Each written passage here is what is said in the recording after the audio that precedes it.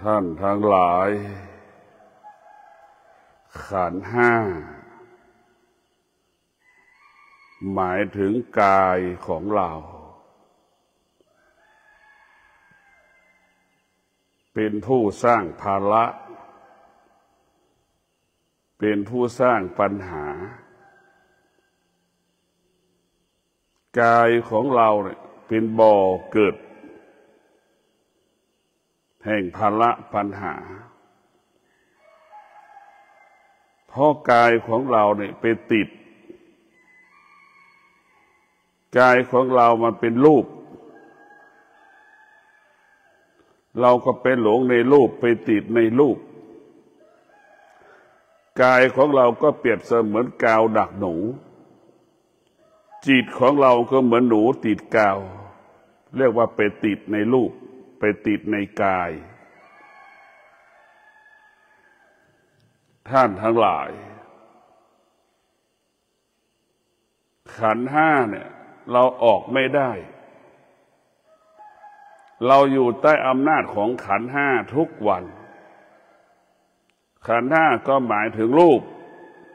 เวทนาสัญญาสังขารทั้งหลายเหล่านี้รูปเวทนาสังขารวิญญาณเหล่านี้ทำให้เราเป็นทุกข์มันทุกข์มากเราอยู่ใต้อำนาจของขันธ์ห้าธรรมะภาคปฏิบัติเราพยายามจะให้มันอยู่เหนือขันธ์ห้าก็คือการฝึกจิตให้จิตอยู่เหนือขันธ์ห้าอยู่เหนือขันธ์ห้าเป็นเหตุให้เรารู้สติทำให้อยู่เหนือสิ่งที่เรารู้ขันธ์ห้าเป็นเหตุให้เรารู้สติบอกให้เราละสิ่งที่เรารู้ขันธ์ห้ามันบอกให้เรารู้สติบอกให้เราไม่ตามรู้เราไม่ต้องไปตามรู้มันจะเจ็บจะป่วยมันเป็นเรื่องธรรมดาของมันมันแก่มันเจ็บมันตายก็เป็นเรื่องธรรมดาของมันเมื่อเรารู้อย่างนี้แล้วเราก็อยู่เหนือสิ่งที่เรารู้อยู่เหนือสิ่งที่เรารู้อยู่เหนือสิ่งที่เรารู้พวกเราทั้งหลายเรามีสติรู้เราอยู่เหนือสิ่งที่เรารู้ทุกวันนี้เราอยู่ใต้อำนาจของขันธ์ห้าไปติดในรูปไปยึดติดในความรู้สึกไปยึดติดในความทรงจำต่างๆ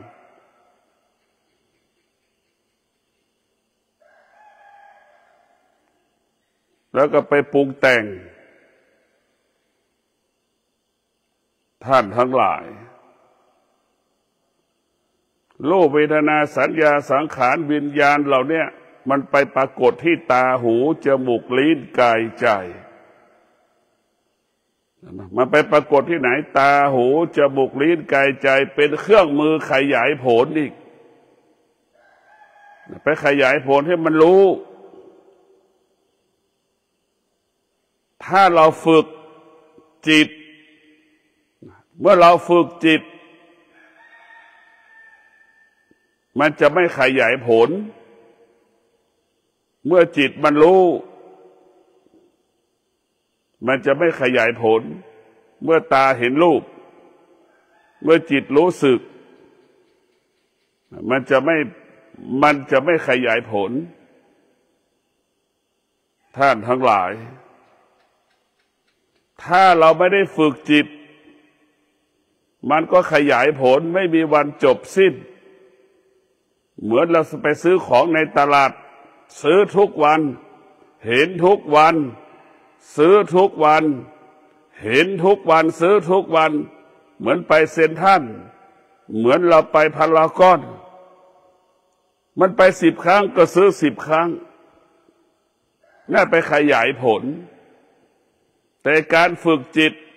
เราไม่ให้มาตาที่เห็นรูปไปขยายในรูปไม่ให้ปรุงแต่งในรูปไม่ให้ไปปรุงแต่งความรู้สึกที่เรารู้สึกไม่ให้เราไปปรุงแต่งเราจะต้องมีสติโดยเฉพาะความรู้สึกสุขกับทุกข์เนี่ยไม่สุขไม่ทุกข์นี่สำคัญที่สุดซึ่งมันปรากฏตลอดเวลา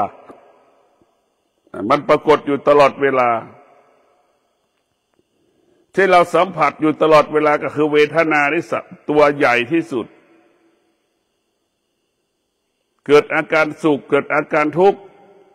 เกิดอาการพอใจเกิดอาการไม่พอใจชอบใจไม่ชอบใจสิ่งเหล่านี้หรือเมื่อเรามาฝึกจิตเนี่ยเมื่อจิตมันเป็นผู้รู้แล้ว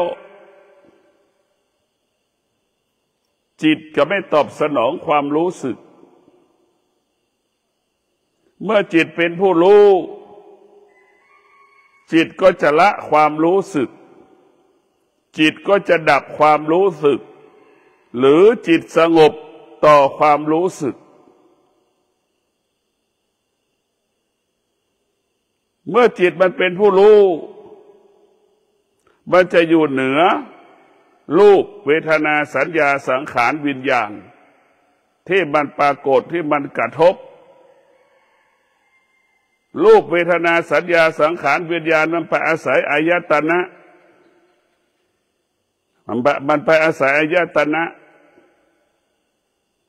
อายตนะกับรูปเวทนาสัง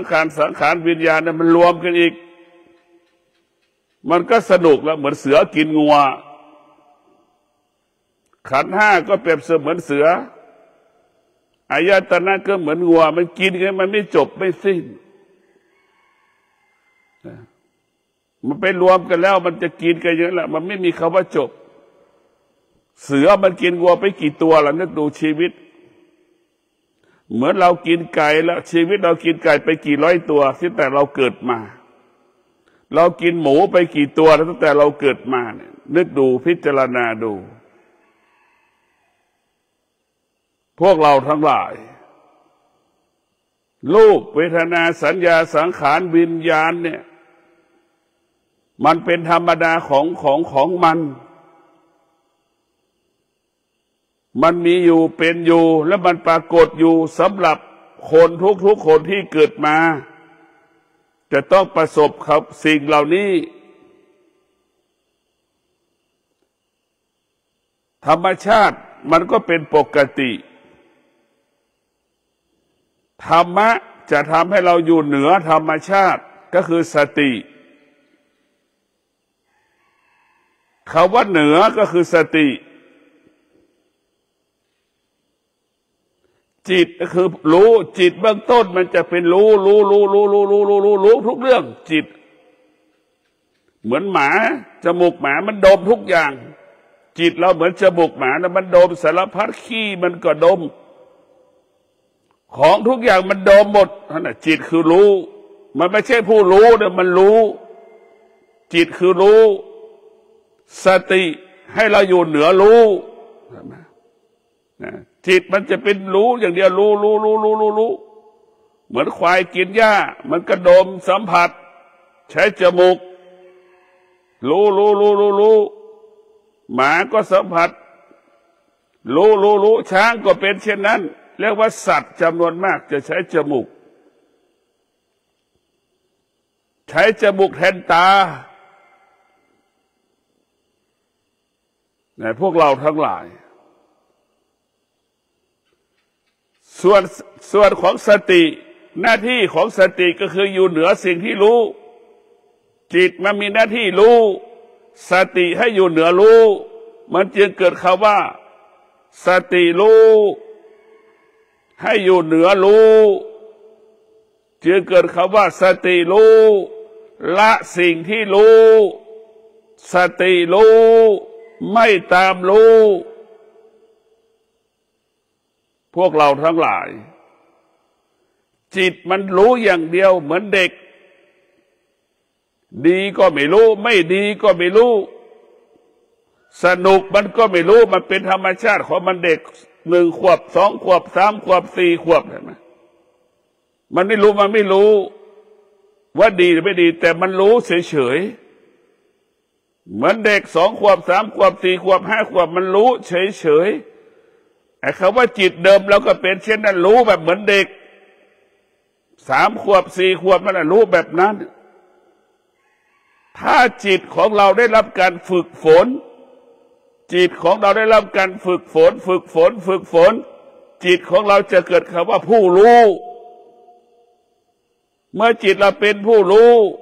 จิตเราก็เหมือนเด็กมัธยม6ชื่อบ้านชื่อหมู่บ้านในประเทศไทยอ่านได้หมดชื่อตำบลหมู่บ้านตำบลในประเทศไทยทุกตำบลอ่านได้หมดชื่ออำเภอทั่วประเทศไทยอ่านได้หมด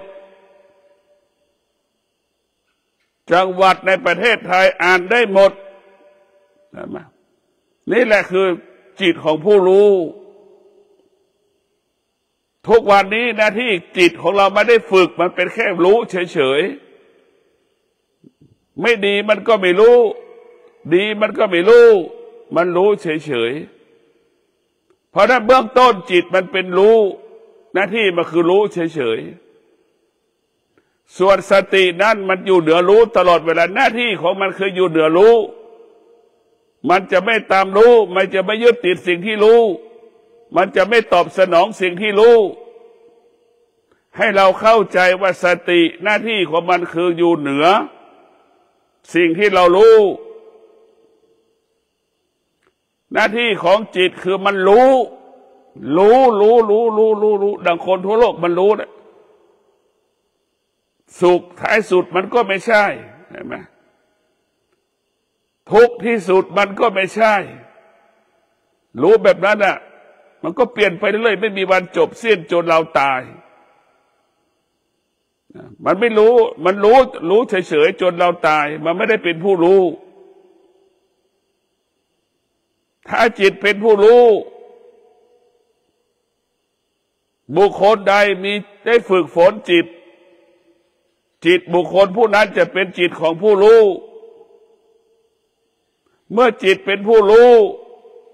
จะรู้เรื่องกายว่ามันไม่เที่ยงรู้เวทนามันก็ไม่เที่ยงรู้ว่าสัญญาทั้งหลายมันก็ไม่เที่ยง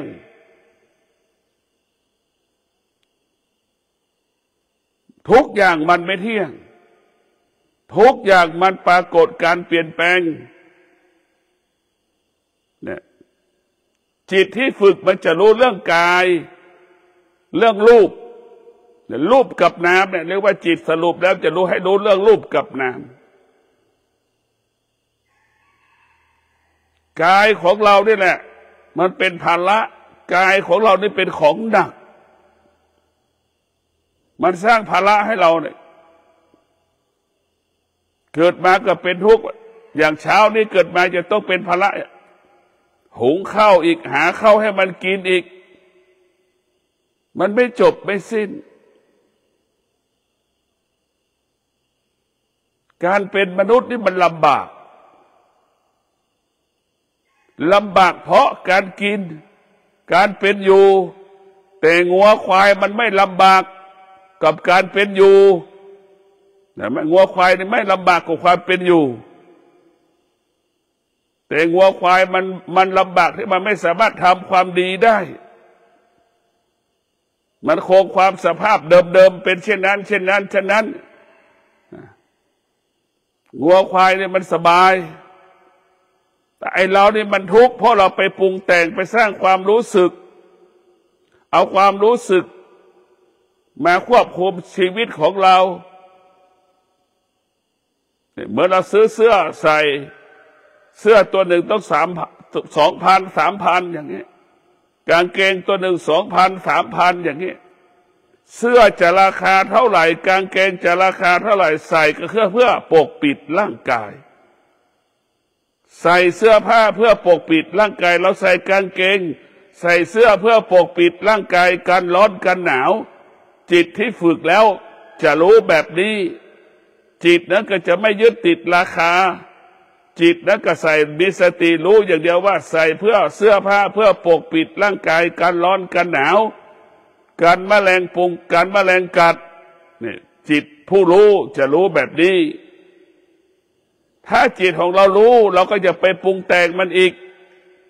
เอาไว้อวดกันใส่เสื้อผ้ายี่ห้อต่างๆเอาไว้อวดกันอีกนี่เราลำบากเพราะอย่างนี้แหละไอ้ตัวรู้ตัวนี้มันตัวเบียดเบียนมันเบียดเบียนเราหมดทำลายเราหมดเรียกว่ารู้เป็นอวิชชา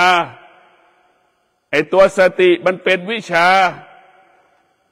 รู้มันเป็นวิชาสติมันเป็นวิชาจึงเกิดคำว่ารู้อยู่เหนือรู้เห็นไหมสติเราจะอยู่เหนือสติเราจะละสติเราไม่ตามรู้มันอยู่เหนือมันทุกอย่างอยากเห็นสติก็คือคนขี่คอช้างอยากเห็นจิตก็คือช้างเห็นไหมสติจึงควบคุมสติจึงควบคุมจิตเราคือช้างช้างก็คือขันธ์ห้าสติก็คือขวานช้างเห็นไหมร่างกายของช้างเปรียบเสมือนขันธ์ห้าเราฝึกจิตเพื่อควบคุมขันธ์ห้าไม่ให้จิตเราตกอยู่ใต้อำนาจขันธ์ห้าจิตของเราไม่ให้ตกอยู่ใต้อำนาจขันธ์ห้าเหมือนสติเราเนี่ยก็เปรียบเสมือนขวานช้างจิตเราก็เหมือนช้างควบคุมไม่ได้แต่ถ้าเราควบคุมขันธ์ห้าไม่ได้เปรียบเสมือนคนเปรียบเสมือนขวานช้างตกคอช้างเป็นทุกข์ทันทีเลย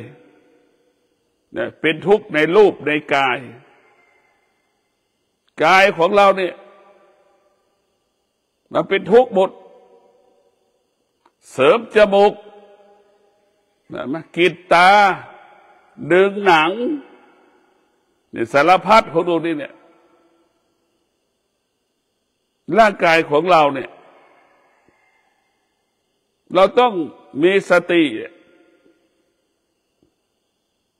ควบคุมจิตให้ได้จิตมันประกอบไปในรูปเวทนาสัญญาสังขารวิญญาณจิตไม่ได้ฝึกมันจะเป็นแบบนั้นหลงในรูปตาอยู่ที่รูปตาอยู่ที่เวทนาอีกเห็นคนผมยาวเข้าใจว่าเป็นผู้หญิงอีกมาไปปรุงแต่งมีความรู้สึกว่าคนผมยาวเป็นผู้หญิงมีความรู้สึกอีกว่าคนผมสั้นเป็นผู้ชาย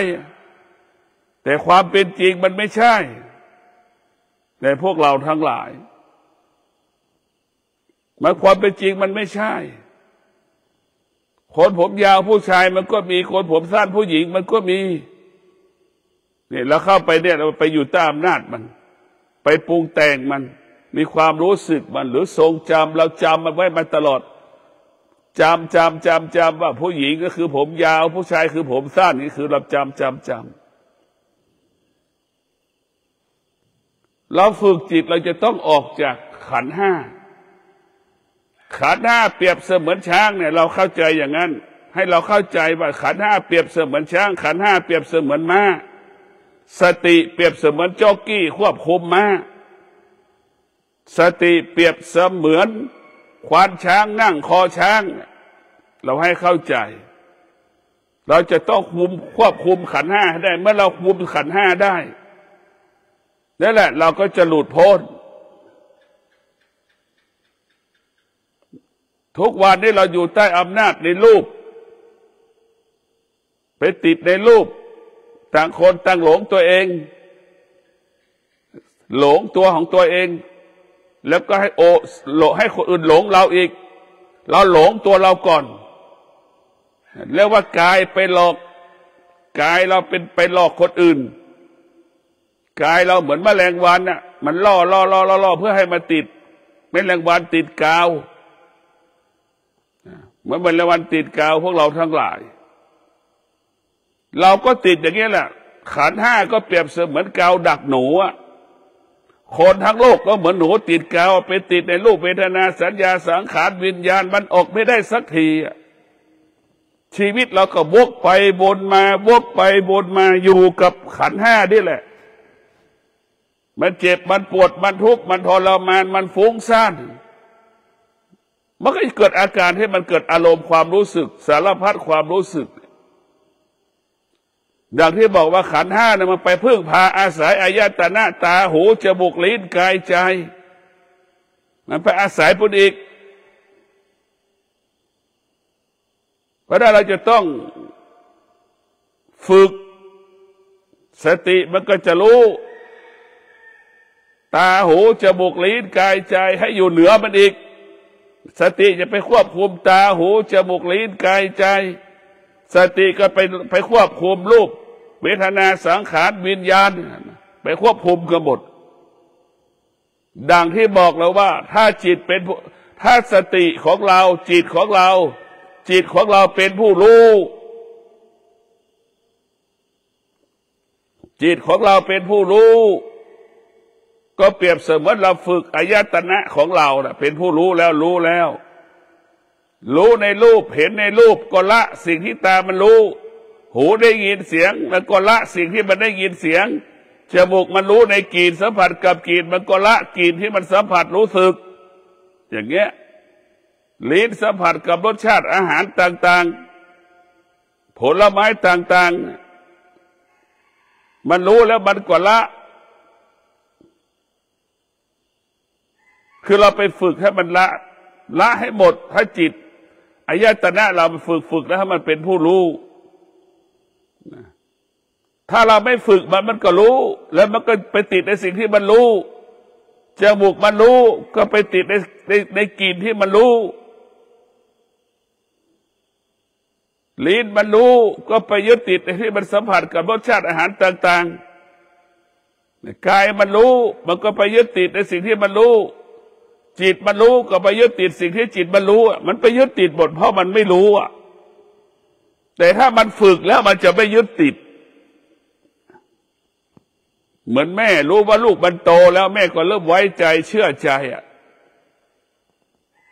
ลูกสามารถรับภาระตัวเองได้ดูแลตัวเองได้แม่ก็ไว้ใจเชื่อใจลูกไว้ใจลูกเชื่อใจลูกท้ายสุดแม่ก็คลายความกังวลออกจากลูกได้ลูกก็เปรียบเสมือนตาหูจมูกลิ้นกายใจลูกก็เปรียบเสมือนขันธ์ทั้งห้านั่นแหละเปรียบเสมือนขันธ์ห้ารูปเวทนาสัญญาสังขารวิญญาณลูกเราก็เปรียบเสมือนตาหูจมูกลิ้นกายใจอายตนะเมื่อลูกเป็นผู้รู้แม่ก็ไว้ใจเชื่อใจลูกแม่ก็คลายกังวลจากลูกแม่จิตแม่ก็มีความมั่นคงต่อลูกเชื่อใจลูกไว้ใจลูกว่าลูกนั้นมีสติอยู่เหนือสิ่งที่ลูกจะรู้และลูกจะไม่ยึดติดสิ่งที่รู้อย่างเงี้ยพวกเราทั้งหลายสติจะคลายความทุกข์คลายความกังวลจิตนั้นจะเป็นผู้กังวลตลอดเวลาดังจิตคนจำนวนมากกังวลตลอดเวลาเช้านี้ไม่มีสตางค์ให้ลูกไปโรงเรียนเนี่ยกังวลใจเช้านี้ยังไม่มีอาหารที่จะให้ลูกกินไปโรงเรียนเนี่ยมันกังวลใจเห็นไหมกังวลใจท้ายสุดกลายเป็นทุกข์ใจชีวิตเราจะอยู่ตรงนี้แหละอยู่กับขันธ์ห้าจะเป็นผู้สร้างภาระสร้างปัญหาให้กับเราอายตนะทั้งหลายก็เป็นผู้สร้างภาระสร้างปัญหาให้กับเราความชั่วความดีกิเลสตัณหาราคะก็เกิดขึ้นนี่แหละขันธ์ห้านี่แหละอยู่ที่อายตนะนี่แหละเหมือนบอกเราอายตนะกับขันธ์ห้าเนี่ยมันรวมกลุ่มกันแล้วมันก็เหมือนงัวกินเสือเหมือนเสือกินงัวนั่นแหละเหมือนเสือกินงัวมัน มันเกิดอาการอย่างนั้นแหละพวกเราทั้งหลายเราจะต้องทำยังไงก็ได้ไม่ให้เสือได้กินงัวเนี่ยถ้าเราฝึกจิตแล้วเราฝึกฝนจิตแล้วงัวจะไม่ถูกเสือกินเสือก็จะไม่สามารถกินงัวได้ถ้าเราฝึกจิต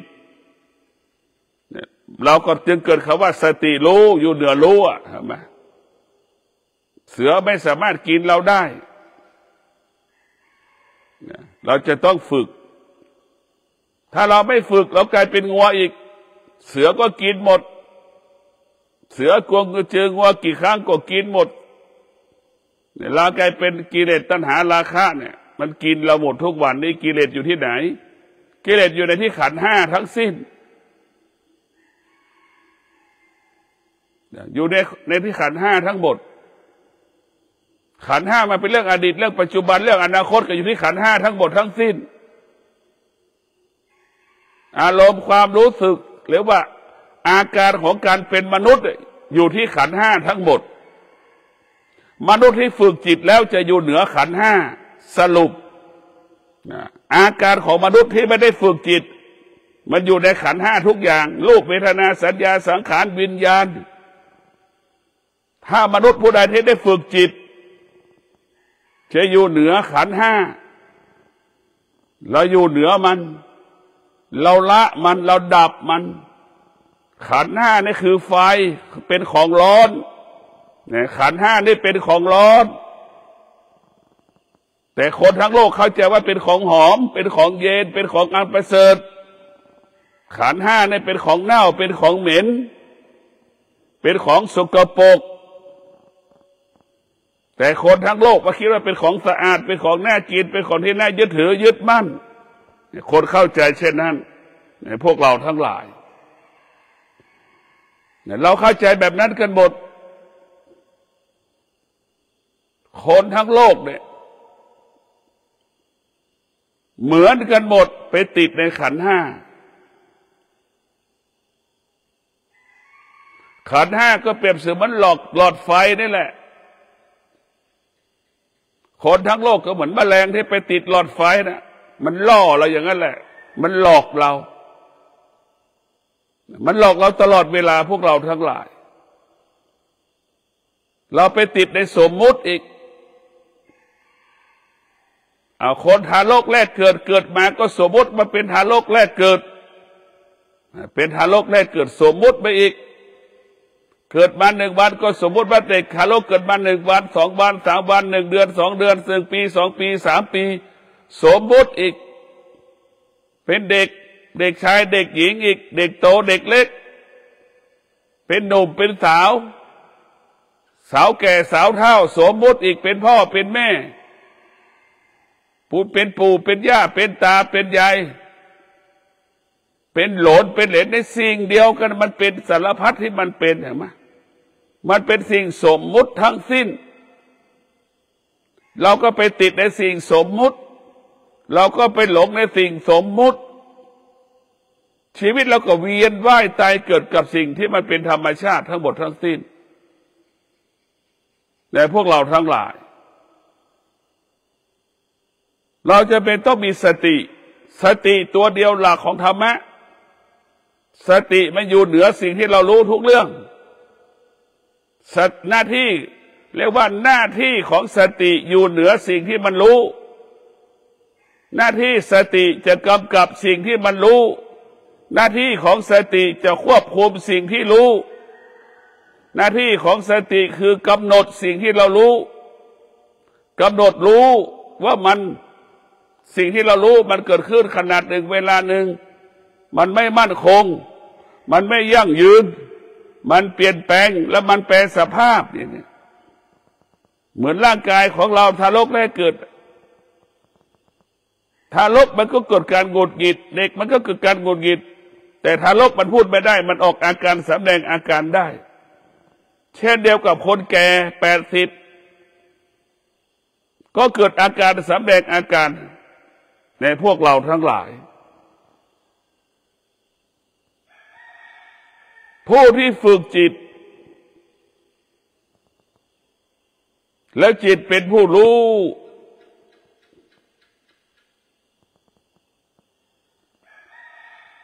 แล้วมันก็สงบรู้ด้วยวิชาปัญญาฝึกจิตเป็นผู้รู้แล้วสงบรู้ด้วยวิชาปัญญาสงบด้วยวิชาปัญญาทั้งสองอย่างรู้ด้วยวิชาปัญญาแล้วก็สงบด้วยวิชาปัญญานะรู้สึกตัวอยู่ตลอดเวลา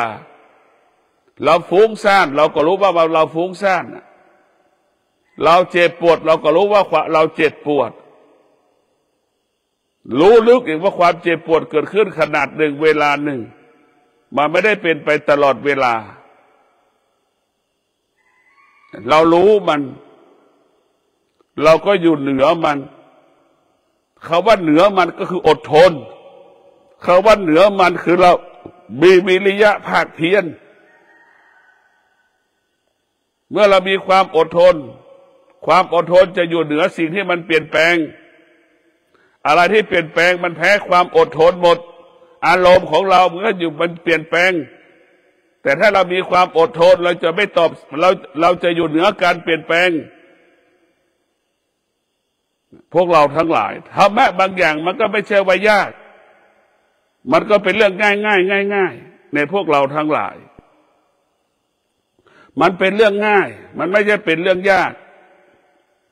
แต่เราบางครั้งเราไปยกย่องพระธรรมมากเกินไปมันอยู่ที่กายกับจิตของเรารูปกับนามนี่คือเป็นหัวใจของธรรมะรูปกับนามนี่เป็นธรรมะที่เราจะต้องเข้าใจมันเข้าถึงมันถ้าเราเข้าใจมันเข้าถึงมาแล้วมันก็จะเกิดคำว่าความสงบในพวกเราทั้งหลายถ้าเราเข้าถึงมันจะเกิดคำว่าสงบทุกวันนี้เราไปติดในรูปไปติดในสุขในทุกข์ไปติดไม่สุขไม่ทุกข์ไปติดเรื่องอดีตไปติดเรื่องอนาคตเป็นหลงในอดีตเป็นหลงในอนาคตแล้วไปปรุงแต่งสารพัดการปรุงแต่งไม่มีวันจบสิ้นพวกเราทั้งหลายการปฏิบัติธรรมเราจะเมื่อจิตเราเป็นผู้รู้มันก็ลดแล้วก็ละแล้วมันก็เลิกลดละเลิกคือเป้าหมายของจิตของผู้รู้ลดละเลิกจิตของผู้รู้จิตของผู้ไม่รู้นี่มันจะเพิ่มเรื่อยๆเมื่อเราใส่เสื้อผ้านะซื้อทั้งปีมันไม่รู้มันจะซื้อทั้งปีซื้อกางเกงทั้งปีเสื้อทั้งปีกางเกงทั้งปีนั่นน่ะมันเพิ่มเรื่อยๆมันไม่ลดมันยึดติดเรื่อยๆว่ามันสวยว่ามันงามเห็นไหมมันละไม่ได้มันเลิกไม่ได้ท้ายสุดมันไม่แตกต่างจากคนที่ติดยาเสพติดจิตที่ไม่ได้ฝึกมันก็ไปติดเหมือนคนติดยาเสพติดเลิกไม่ได้เป็นเช่นนั้นเพราะฉะนั้นตัวไม่รู้นี่มันจะไปติดหมดทุกเรื่องไปติดทุกอย่างเหมือนตาเห็นรูปเหมือนจมูกสัมผัสกับกลิ่นจมูกสัมผัสกับหูสัมผัสกับเสียงอย่างเงี้ยมันไปติดหมดเลยทุกอย่างชีวิตเราก็อยู่เวียนว่ายตายเกิดอยู่กับขันธ์ห้าเวียนว่ายตายเกิดอยู่กับอายตนะเวียนว่ายตายเกิดกับสิ่งสมมุติทั้งสิ้นเวียนว่ายตายเกิดกับสิ่งสมมุติอยู่ตรงนี้วกไปวนมาวกไปวนมามันออกไม่ได้เราจะบรรลุธรรมเราจะเข้าถึงธรรมเราต้องออกจากเวทออกจากขันธ์ห้า ออกจากอายตนะให้ได้ออกจากสมมุติบัญญัติให้ได้พวกวันนั้นไปติดสมมุติบัญญัติแล้วไปหลงในสมมุติบัญญัติสมมุติบัญญัติมันวุ่นวายสมมุติมันวุ่นวายวิมุตติทำให้กายวาจาใจเราสงบวิมุตติเท่านั้นจะทำให้กายใจเราสงบวิมุตติสุขทำให้กายวาจาใจเราสงบสมมุติจะทำให้กายวาจาใจเราทุกข์ทรมานลำบากมีความรู้สึกสารพัดความรู้สึกพวกเราทั้งหลาย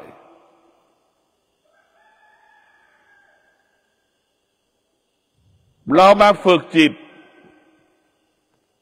เรามาอบรมจิตเหมือนบอกว่าจิตเราเปรียบเสมือนไม้ไหวที่มันงอแล้วจะมาดัดให้มันตรงจิตเราเหมือนหินจิตเรามาฝึกจิตให้จิตเรามีคุณค่าจิตเรามีคุณค่าก็เหมือนหินที่เรามาแกะสลักกลายเป็นพุทธรูปเห็นไหมมีคุณค่าขึ้นมาเหมือนทองเหลืองเอามาหล่อเป็นพุทธรูปก็มีคุณค่าขึ้นมาเราจะมีคุณค่าจิตเราจะมีคุณค่าของจิตก็คืออยู่ที่ธรรมะจิตของที่มีคุณค่าคือจิตของผู้รู้จิตดั้งเดิมเราไม่มีคุณค่าเหมือนก้อนหินนั่นแหละเมื่อเราฝึกจิตแล้วจิตเราจะมีคุณค่าเหมือนก้อนหินที่มันแกะสลักเหมือนไม้ที่เรามาแกะสลักมันจะมีคุณค่ามีราคาขึ้นมาทันทีจิตของเราที่รับการฝึกฝนก็มีค่ามีราคามีความหมายจิตของเราไม่ได้ฝึกมันก็หมดค่าเหมือนของเน่าของเหม็นจิตที่ไม่ได้ฝึกมันหมดค่าเหมือนขยะเหมือนคนเอาของไปทิ้งขยะนั่นแหละจิตเราจะหมดค่าจิตเราไม่ได้ฝึกจะเป็นเช่นนั้นเหมือนคนอยู่ใกล้ขยะนั่นแหละจิตของบุคคลที่ไม่ได้ฝึกจิตก็เหมือนอยู่ใกล้ขยะมีของเน่าของเหม็นจิตคนที่ไม่ได้ฝึกจิตมันจะเกิดอาการสุขทุกข์ตลอดเวลาเดี๋ยวสุขเดี๋ยวทุกข์เดี๋ยวสุขเดี๋ยวทุกข์เมื่อเราอยู่ใกล้ถังขยะผู้ที่ฝึกจิตมันตรงข้ามกับไม่สุขไม่ทุกข์ไม่มีสุขไม่มีทุกข์เพราะรู้มันเป็นอนิจจังทุกขังอนัตตา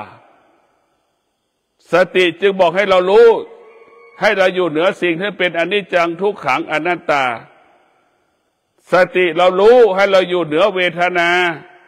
สติมันรู้ให้เราอยู่เหนืออุปทานมันบอกให้เราอยู่เหนือหมดทุกอย่างพวกเราทั้งหลายมันบอกมันสอนให้เราอยู่เหนือหมดธรรมะเนี่ยธรรมะจะทำให้เราอยู่เหนือทุกสิ่งทุกอย่างธรรมชาติจะทำเราเสมอเหมือนกันหมดเหมือนคนที่เกิดมาบนโลกใบนี้มีความอยากเสมอเหมือนกันหมดมีความต้องการเสมอเหมือนกันหมดหนุ่มสาวทั่วโลกเสมอเหมือนกันหมดคือเกิดความอยากคนแก่คนเฒ่าคนชราทั่วโลกเสมอเหมือนกันหมดกลัวตายกลัวแก่กลัวเจ็บเหมือนกันหมดอันนี้คือธรรมชาติหลักธรรมะภาคปฏิบัติให้เรารู้เรื่องความจริงรู้เรื่องความจริงให้เราเข้าถึงความจริงรู้ความจริงของธรรมชาติเข้าถึงธรรมชาตินี่คือความจริงและธรรมะเนี่ยเมื่อมันรู้เรื่องธรรมชาติเข้าถึงธรรมชาติคือสติตัวสติรู้ว่ามันเป็นอนิจจังทุกขังอนัตตารู้ว่าเป็นเวทนารู้เป็นอุปทานอนิจจังทุกขังอนัตตาเปรียบเสมือนช้างเวทนาอุปทานเปรียบเสมือนช้างสติเปรียบเสมือนควานช้างเราจะต้องควบคุมมันให้ได้เหมือนควานช้างควบคุมช้างทุกวันนี้เราควบคุมช้างไม่ได้เหมือนเราควบคุมเวทนาไม่ได้หรือไม่เท่าทันเวทนาไม่รู้เรื่องเวทนาเราไม่สามารถควบคุมอุปทานไม่เท่าทันอุปทานก็เหมือนเราตกหลังช้างนั่นแหละ พวกเราทั้งหลายธรรมะเป็นนายธรรมชาติเป็นบ่าวธรรมะนี่เป็นนายเราธรรมชาตินั้นเป็นบ่าวธรรมะเป็นนายจ้างธรรมชาติคือลูกจ้างเห็นนะธรรมชาติทำให้เราทุกข์เห็นไหมเห็นนะสภาพนายจ้างเป็นยังไงบ้างนายจ้างสบายไม่ต้องทำงานในบ้านเห็นไหมมันรู้ต่างกันลูกจ้างนี่ต้องทำงานตลอดเวลาเนี่ยธรรมชาติเปรียบเสมือนลูกจ้างธรรมะเปรียบเสมือนนายจ้างมันแตกต่างกันอย่างไรเราพิจารณาดู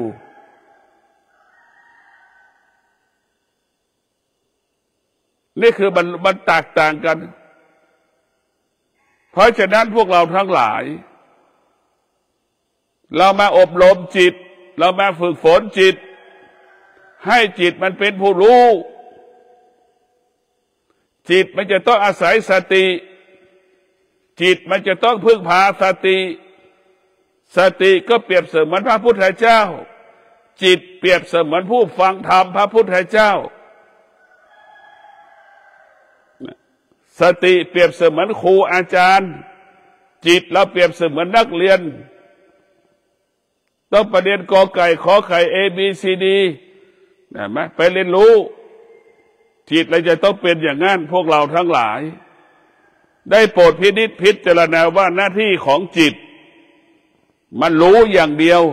ถ้าจิตนั้นไม่ได้ฝึกมันจะรู้เท่านั้นแล้วก็เหมือนเด็ก6 ขวบ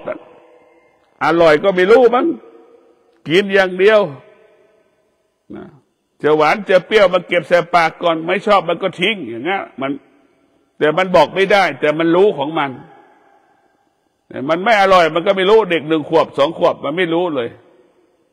พอไม่ชอบมันก็แสดงอาการออกมันก็อ้วกเนี่ยปากที่มันกินของต่างๆเพราะฉะนั้นพวกเราหน้าที่ของสติคืออยู่เหนือรู้ธรรมะอยู่เหนือรู้ธรรมชาติทำให้เรารู้หรือว่าธรรมชาติทำให้รู้จิตมันมี2 อย่างจิตเป็นธรรมะกับจิตอยู่กับธรรมชาตินะจิตมันจะเป็นของกลางๆนะพวกเราทั้งหลายจิตถ้าเราฝึกมันก็เป็นธรรมะจิตเราไม่ได้ฝึกมันเป็นธรรมชาติมันฝึกแล้วมันเป็นผู้รู้มันจะเกิดคำว่าจิตรู้สิ่งใดละสิ่งนั้นจิตรู้สิ่งใดให้อยู่เหนือสิ่งนั้นจิตรู้สิ่งใดจิตไม่ตามรู้สิ่งนั้นเมื่อรู้แล้วไม่ตามรู้นั่นก็คือจิตผู้รู้จะไม่ตามรู้ละสิ่งที่รู้อยู่เหนือสิ่งที่รู้นี่แหละหัวใจของพระกรรมฐานพวกเราทั้งหลายก็ขอความสุขสวัสดีจงเกิดแก่ท่านทั้งหลายได้โปรดพินิจพิจารณาจิตกับสติแตกต่างกันจิตของมนุษย์ทั่วไปเป็นจิตของเรียกว่าจิตรู้เฉยๆถ้ารู้เรื่องธรรมชาติถ้าจิตฝึกจิตรู้เรื่องธรรมชาติและจิตก็จะรู้เรื่องสิ่งที่อยู่เหนือธรรมชาติอีก2จิตจะรู้2 อย่างรู้เรื่องธรรมชาติจิตก็จะถอนออกจากธรรมชาติจิตฝึกฝนแล้วจิตเป็นผู้รู้จิตก็ยึดสติเอาสติมาเป็นครูเอาสติมาเป็นอาจารย์จึงเกิดคำว่าสติเป็นผู้ฝึกฝนจิตสติเป็นผู้อบรมจิตสติเป็นผู้กำกับกำหนดควบคุมจิตเมื่อจิตอยู่ใต้อำนาจของสติจิตนั้นจะเป็นจิตของผู้รู้ขอเจริญพร